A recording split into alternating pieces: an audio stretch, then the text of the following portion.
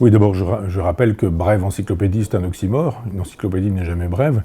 Et quand on m'a dit que c'était un peu culotté de ma part de faire une encyclopédie, j'ai dit non, une encyclopédie aurait supposé une vingtaine de livres, et je ne me suis pas proposé ça. Non, la brève encyclopédie est ironique, donc j'ai voulu un volume qui soit un peu, on va utiliser un gros mot, mais l'ontologie, c'est-à-dire l'être. Est-ce qu'il y a de l'être en dehors des lectures que nous proposent les chrétiens, les religieux, etc.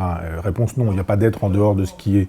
Et donc je voulais ce que j'ai appelé une ontologie matérialiste, faire une espèce d'éloge de la totalité du monde, dans ce qu'il est, comme il fonctionne, etc. Et le deuxième temps, Décadence, est tout à fait susceptible d'être lu à part. On n'a pas besoin de lire le premier pour comprendre le deuxième. C'est une philosophie de l'histoire. C'est-à-dire qu'il y a une philosophie de l'histoire depuis au moins, on dira Bossuet, depuis le XVIIe siècle, et on nous dit c'est la Providence qui veut que les choses se passent ainsi. Et moi je dis, mais pourquoi est-ce qu'on fait de la philosophie de l'histoire uniquement à partir des hommes ? Et il y a une philosophie de l'histoire à faire à partir de l'étoile effondrée, qui fait que nous sommes ce que nous sommes.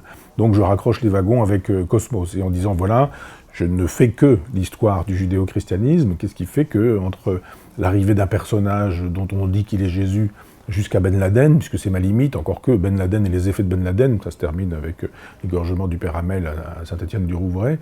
Qu'est-ce qui s'est passé pendant tout ce temps-là, pendant 20 siècles ? Et c'est donc sous-titré « Vie et mort du judéo-christianisme ». Donc comment se constitue la secte, comment la secte devient une religion, comment la religion, en se servant de l'art et des beaux-arts, devient une civilisation, produit une civilisation dans laquelle nous nous trouvons.